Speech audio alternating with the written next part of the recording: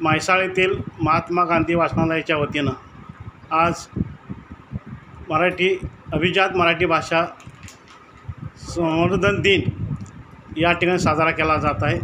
या निमित्ताने या वाचनालयाचे उपाध्यक्ष प्राध्यापक भरतेश्वर पाटील, सचिव मुबारक सौदागर, ग्रंथपाल गोडके मॅडम, मराठी जिल्हा परिषद शाळेचे बने सर आणि त्यांचे विद्यार्थी अजय पाटील, याबरोबरच या वाचनालयाचे माजी सचिव पंडित उपाध्ये, मधुकर नलवडे या ठिकाणी उपस्थित आहेत।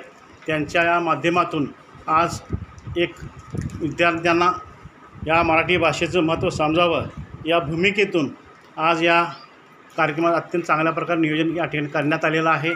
यासाठी गावातील अनेक ग्रामस्थ व वाचक मोठ्या संख्येने या ठिकाणी उपस्थित होते। या निमित्ताने या ग्रंथालयामध्ये छान अशा प्रकारचं विश्वकोशासह विविध मराठी भाषा संवर्धन केलेल्या मान्यवर लेखकांची पुस्तकांचं प्रकाशन महात्मा गांधी वाचनालयाच्या वतीने करण्यात आलेलं आहे।